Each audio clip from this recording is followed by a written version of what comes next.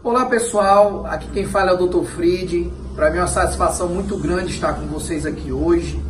A gente que está iniciando mais esse novo ciclo de palestras, né? A gente já havia feito um trabalho assim antes, onde nós apresentamos 10 temas que geralmente é dúvida do servidor público. Então a gente escolheu aí mais 10 novos temas para tratar através desses vídeos e desses encontros que nós teremos.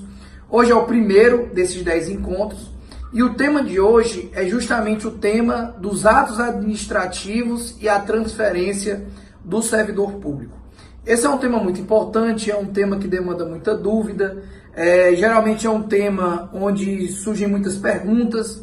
Então assim, a gente resolveu abordar esse tema primeiro porque a gente quer esclarecer, você que está assistindo, que é servidor público, que está pesquisando, que está estudando o assunto, de como é que funciona a transferência de servidores públicos. A gente vai abordar aqui um pouco de uma maneira mais específica para o servidor público municipal, mas é lógico que o que se fala aqui se estende também para servidores públicos de outras esferas, como do Estado e também servidores públicos federais. Então, sem mais delongas, vamos iniciar aqui o tema. Eu peço para você que ainda não conhece o canal, que você possa se inscrever, que você possa marcar o sino aí, que está logo abaixo do vídeo, aqui no YouTube. Então o canal é Fried Alves, F-R-I-D Alves. Acessa aí, segue a gente para você poder ficar acompanhando aí nossos vídeos, tá certo? Então vamos lá. Gente, quando a gente fala em transferência e lotação de servidor público, é importante primeiro você diferenciar dois tipos de editais de concurso. O primeiro edital do concurso, em que tem um local específico, né, um lugar específico, onde, por exemplo, você faz um concurso para determinada localidade. Então vamos supor que eu faço o concurso para a sede, ou então se eu faço o concurso para o distrito A, distrito B, distrito C. Então no edital ele vai especificar qual é o local. E o edital que não especifica local. Tem aquele edital que apenas diz que o concurso será no município, mas não diz se vai ser na sede, no distrito, ele não especifica a localidade. É importante diferenciar esses dois tipos de editais, porque no edital, se você fez para o local específico, se você concorreu com aquele pessoal para ser lotado após a aprovação naquele lugar, isso gera uma grande diferença quando você não faz concurso para um local específico. Por quê? Ora, quando você faz concurso para um local específico e o edital traz esse local, então a administração pública ele fica vinculado a lhe manter naquele local que você foi aprovado. Então se eu fiz concurso para a sede, e está lá no edital de forma específica que foi para a sede, eu tenho que trabalhar na sede, ser lotado na sede e mantido na sede. Existe aí um princípio que é o chamado princípio da vinculação do edital de concurso, que obriga que a administração pública siga as regras que estão no edital. Então, se o edital diz que eu tenho que ficar naquele local, se eu concorrer para aquele local, a administração pública não pode fazer a minha lotação e depois que eu estiver lotado, querer mudar o meu local de trabalho, porque eu fiz concurso para aquele local específico.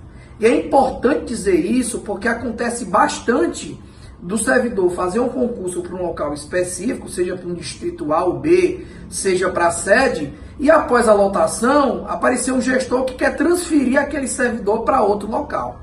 Se isso acontecer nessa situação, aí o servidor entra com ação na justiça, provando que no edital o local é específico. O juiz, provavelmente, analisando a documentação, vai verificar que, de fato, você não fez concurso para o município inteiro, mas você fez concurso para aquele local. E se a administração está querendo lhe tirar daquele local para colocar em outro, aí está praticando ilegalidade e esse ato ele tem que ser anulado. Diferente do segundo edital que eu citei, quando não existe um local específico, aí a situação é um pouco mais complexa.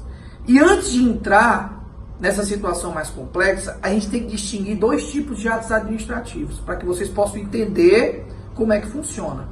Você tem um ato administrativo discricionário e você tem um ato administrativo vinculado. A diferença desses dois tipos de atos administrativos é que no ato administrativo vinculado, a lei ela já diz como o ato tem que ser feito. Então o gestor ele não pode sair daquilo que a lei orienta a ele fazer. Então ele já diz, já traz todos os pormenores, o administrador já sabe como vai agir e a lei traz todas essas condições. No ato discricionário, diferente do ato vinculado, o administrador tem uma margem de liberdade. Então a lei dá para o administrador essa margem de liberdade que, baseado na conveniência e na oportunidade, ele vai decidir qual é a melhor forma de fazer aquele ato administrativo. O ato de transferência, ele é um ato discricionário, ou seja, o gestor público, dentro da conveniência e oportunidade administrativa, ele vai avaliar ali os locais de trabalho, onde é que tem carência, onde é que tem excessos, e a partir desse ato de transferência que é discricionário, ele vai tentar verificar qual a melhor forma de compatibilizar e adequar aqueles funcionários no seu quadro.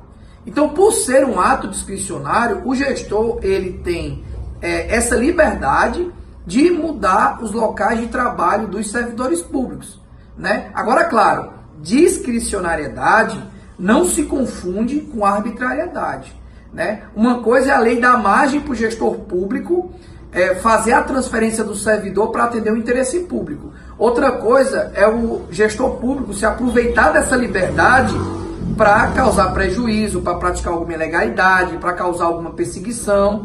Então, há um limite entre o que é discricionário e entre aquilo que é arbitrário. E aí, claro, se o ato administrativo for utilizado para ser praticada alguma arbitrariedade, é lógico que o Poder Judiciário pode intervir e controlar esse ato, ainda que ele seja um ato discricionário. Existem muitas pessoas por aí que às vezes dizem assim, não, o prefeito ele pode transferir na hora que quiser, o prefeito ele pode mexer na hora que quiser, o ato é discricionário, mas gente, mesmo que o ato seja discricionário, mesmo que o gestor tenha essa liberdade, é óbvio que existem requisitos na lei que nos permite identificar quando o ato é discricionário e legal e quando o ato é arbitrário e ilegal. E a partir dessa definição de ato discricionário é que você vai entender por que nas situações de edital de concurso, onde não há local específico, é preciso analisar o caso concreto para ver se aquela transferência praticada, ela de fato foi um ato discricionário legal ou se foi um ato arbitrário que aí demanda a anulação do Poder Judiciário. Gente, todo ato administrativo ele tem 5 elementos importantes e fundamentais, né? Você tem a forma, você tem um objeto, você tem um motivo, você tem a finalidade e você tem a competência. Esses 5 elementos eles devem estar presentes nos atos administrativos. E a transferência, como uma espécie de ato administrativo, né, a transferência do servidor, ele também tem que ter esses 5 elementos. Por quê? Se um desses elementos estiver viciado, aí o ato, mesmo sendo discricionário, se torna nulo.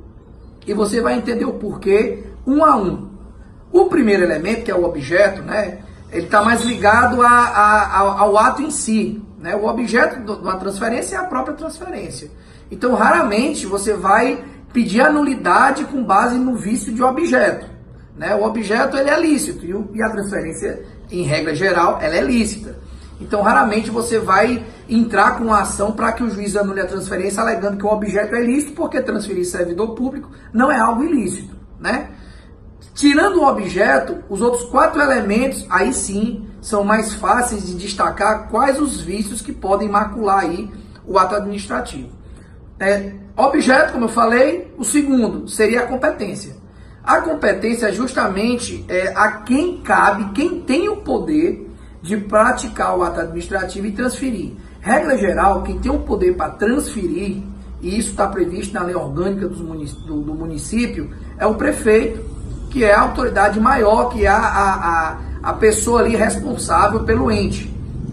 Abaixo dele você tem ali os secretários, que também, geralmente nas leis orgânicas, há a previsão que permite que os secretários pratiquem ato de relotação ou transferência. Então, tanto o prefeito como os secretários, eles podem praticar um ato de transferência.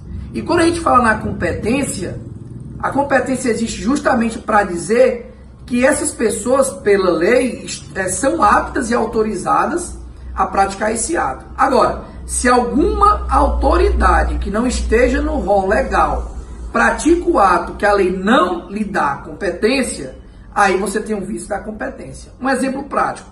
Vamos supor que um professor vinculado à Secretaria de Educação seja transferido pelo secretário de obras. Não pode, por quê? Porque a autoridade que está transferindo, ela não é competente para tirar aquele professor que é vinculado a outra secretaria. Ou então, por exemplo, um diretor de escola que de boca transfere um professor.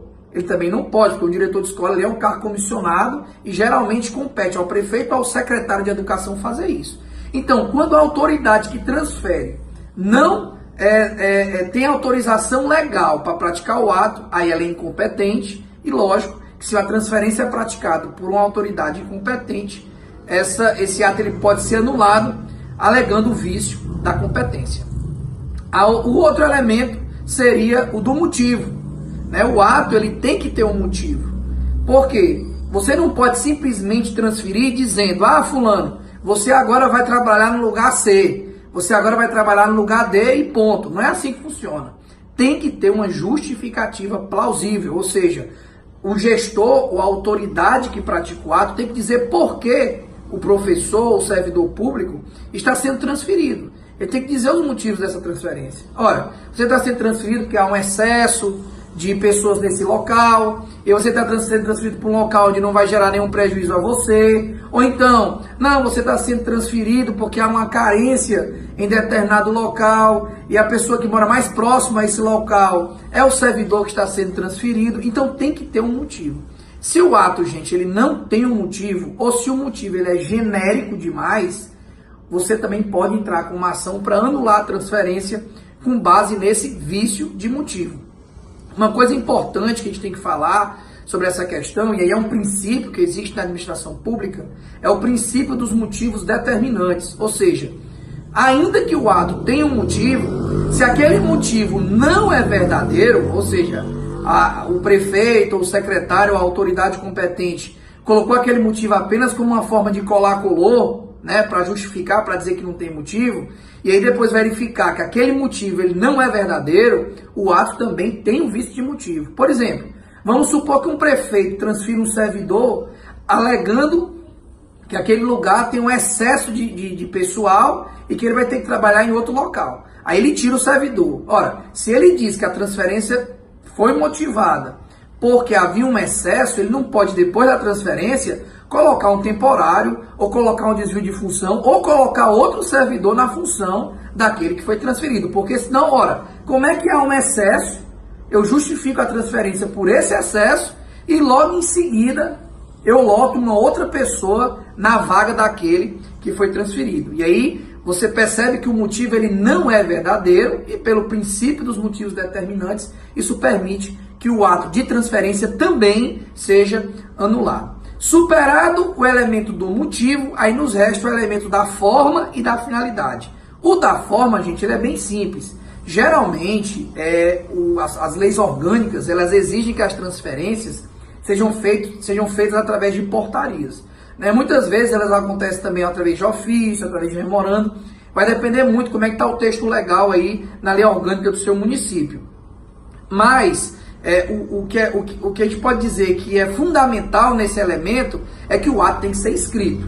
Né? A gente sabe que existem atos administrativos que podem ser verbais, mas quando a gente fala de transferência de servidor público, obrigatoriamente, esse ato tem que ser por escrito. Ou seja, tem que ter uma forma escrita onde haja um motivo dentro dessa portaria, desse ofício ou desse memorando, né, para que o servidor receba o ato de transferência e tenha ali um documento, né, até para se quiser questionar depois, apresentar na justiça, ter ali um papel, né, onde conste o ato administrativo. Até porque transferência de boca não vale, gente. Transferência de boca é inexistente. A gente até orienta que quando o servidor público é transferido de boca, que esse ato não seja nem cumprido.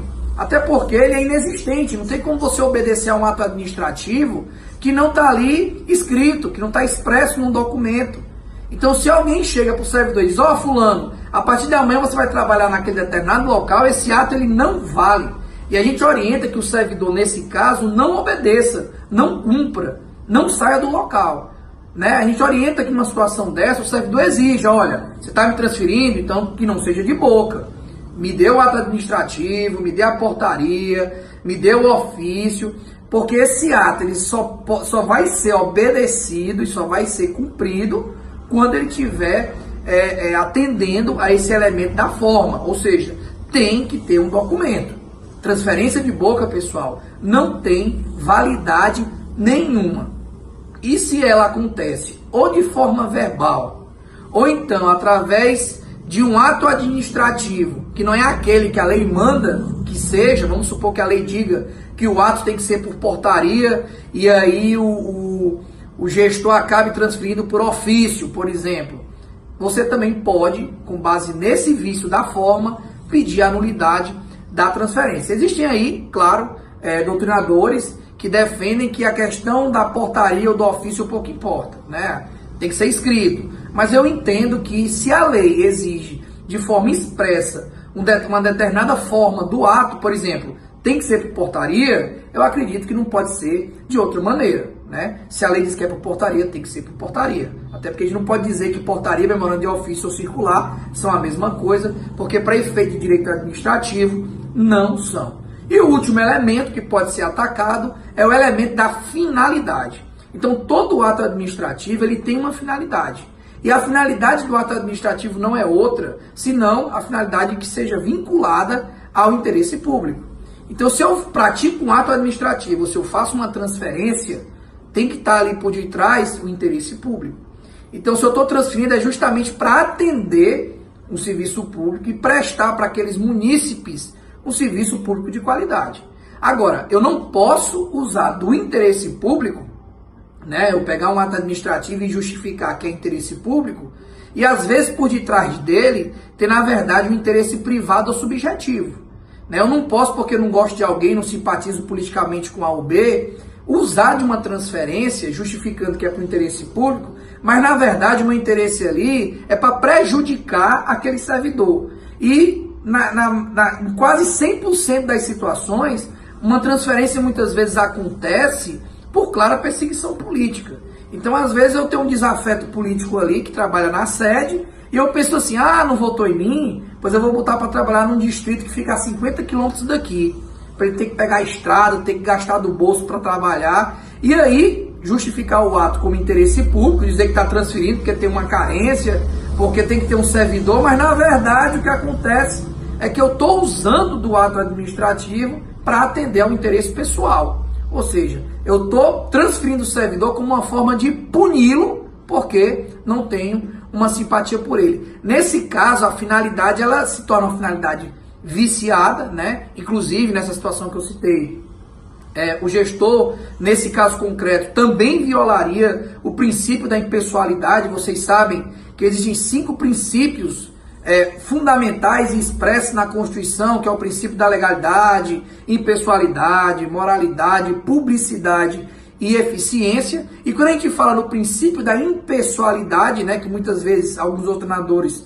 colocam como sinônimo da finalidade administrativa, é justamente isso. Eu não posso pegar um ato administrativo que é impessoal e torná-lo pessoal, ou seja, eu não posso pegar uma finalidade que é voltada para o interesse público e utilizá-la para atender o meu interesse subjetivo. Se isso acontece e se tiver como comprovar que na verdade ali não está sendo atendido o interesse público, mas sim o interesse pessoal, né? Como eu citei aqui no exemplo, nesse vídeo, eu transferi um servidor para botar um temporário no lugar dele, por exemplo, ali você tem um interesse pessoal, aí a finalidade vai estar viciada, e nesse caso também comporta você entrar com uma ação com base nesse fundamento para pedir a anulação do ato administrativo.